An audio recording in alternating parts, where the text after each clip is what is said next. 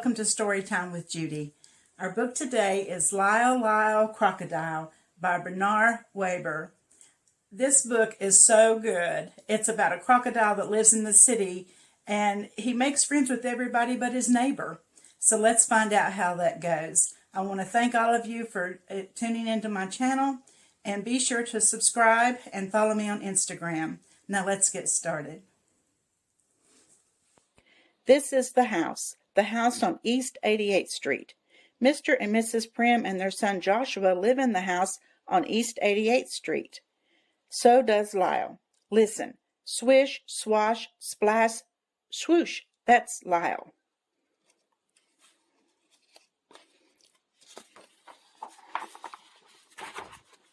Lyle the crocodile.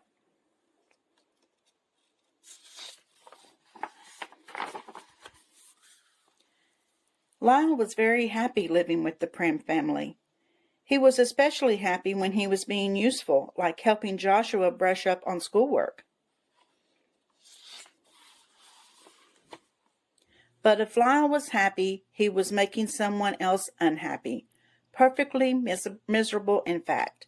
That someone else was Loretta, Mr. Grump's cat. Mr. Grumps lived just 2 houses away from the Prims. Whenever his cat caught even the slightest glimpse of Lyle, she would fling herself into a nervous fit. Lyle wanted desperately to win Loretta over. He tried flashing his sweetest, most toothsome smile at her to show how really friendly he was. But this only frightened the distrustful animal even more.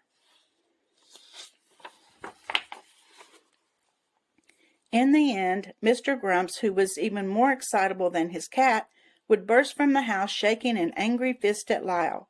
"Something will have to be done about that crocodile," he shouted as Lyle fled to the safety of his own house. To take his mind off his troubles with Loretta and Mr. Grumps, Lyle filled his days playing with Joshua and his friends. He loved being it. He could skip double dutch 100 times without missing. It came as no particular surprise that Lyle could high jump, but Loretta, who was just let out for an airing, was surprised. She was terribly surprised.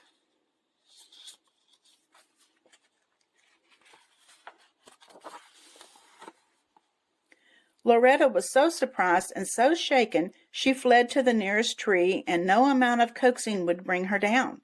Not until Mr. Grumps arrived to rescue and comfort her would she consider coming down. "Something will have to be done about that crocodile," stormed Mr. Grumps. Now Mr. Grumps was really furious. Now he knew he would be snappy, irritable, and impossible to live with when he returned to his job in a big department store the following day.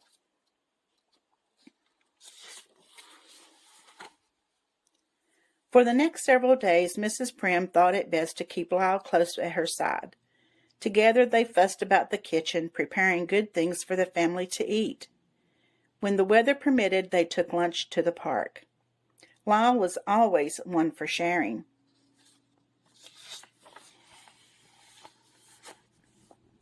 They even took trips downtown.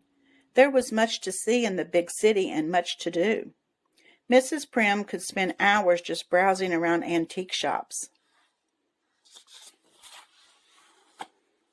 Lyle could spend hours watching building construction.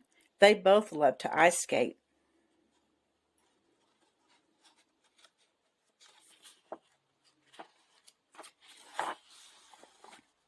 One day, Mrs. Prim and Lyle went shopping in a big department store. Unfortunately for everyone, it turned out to be the very same store in which Mr. Grumps held an important position. And unfortunately, they were to hear from Mr. Grumps all too soon, for it was his voice that suddenly broke in over the loudspeaker to announce a sale in the pajama department.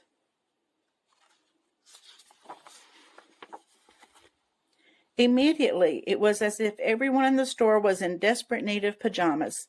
Separated from Mrs. Prim, Lyle was swept in along with the crowd.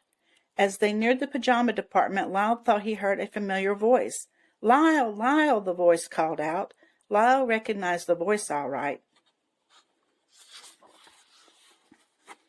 And the face as well. The voice and the face belonged to Hector P. Valenti, star of stage and screen. But what was Signor Valenti up to now? Well, for the moment it seemed he was very busy selling pajamas. Lyle remembered unhappily his days of traveling and performing with Signor Valenti, but in spite of everything, the two were delighted to see each other once more. In another part of the store, Mrs. Prim searched frantically for Lyle. "Excuse me," she said to the lady at the information booth. "Have you seen a crocodile going past? He was wearing a red scarf." "No," answered the lady. "I have no information about a crocodile wearing a red scarf."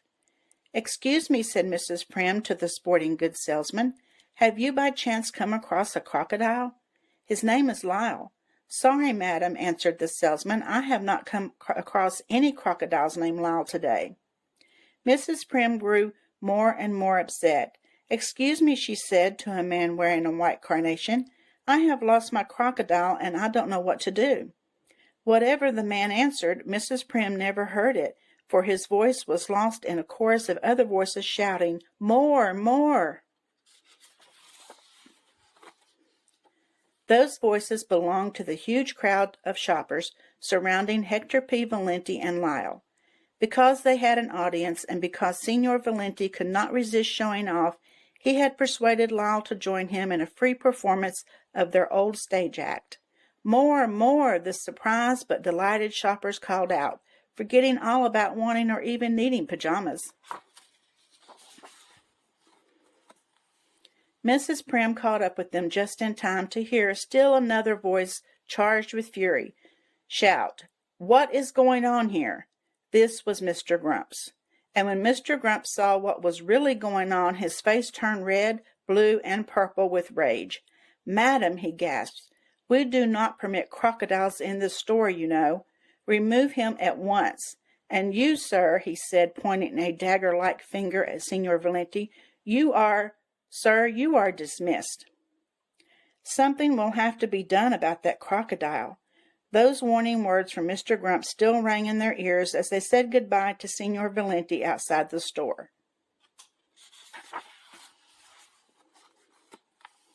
Mr. Grumps at last made good his threat to do something about that crocodile.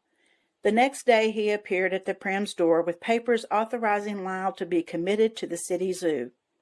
"The zoo?" Mrs. Prim exclaimed miserably. "Whatever would Lyle be doing in a zoo?"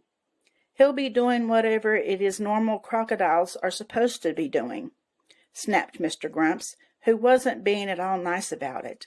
The Prims examined the papers. They appeared to be in order.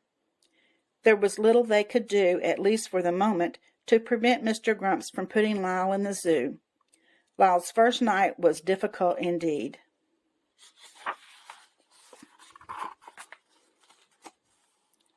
Not wanting to seem unsociable, he decided to join the other crocodiles, who were cozily piled together.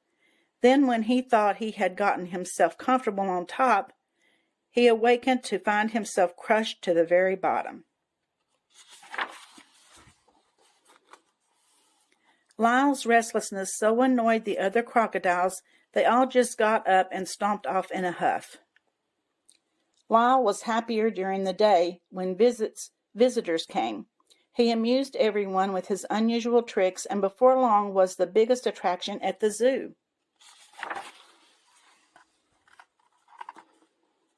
Joshua and Mrs. Prim visited regularly, arms laden with games, toys, and the Turkish caviar Lyle loved.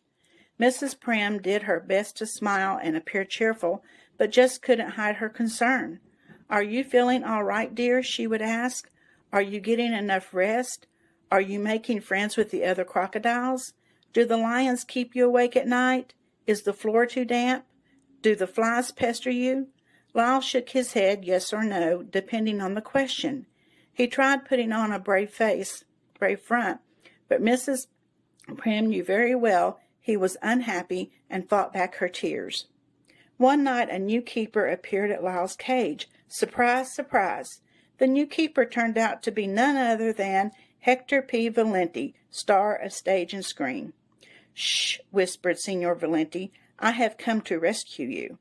Signor Valenti unlocked the door of the cage, and an astonished Lyle was set free. "You can't go home again," said Signor Valenti when they had put the zoo behind them.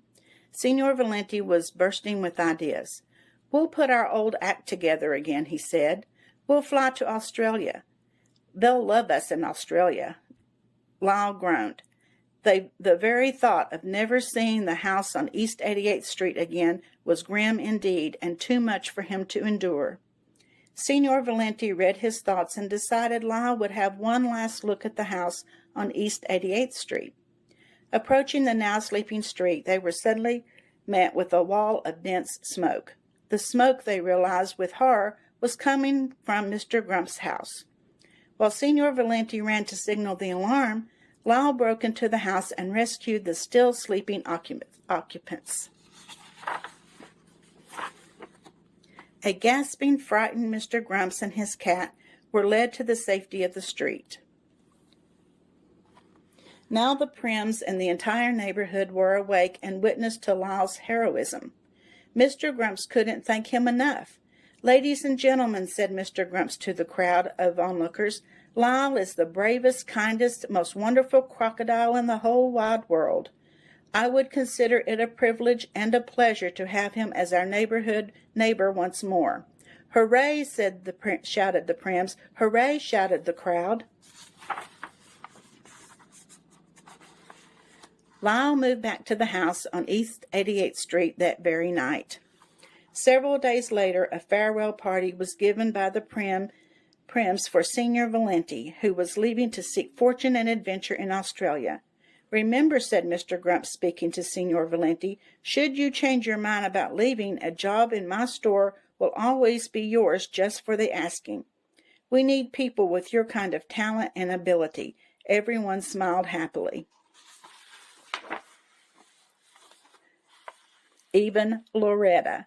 So it looks like Lyle finally made friends with his neighbors, right? How would you like to have a big crocodile living in your house?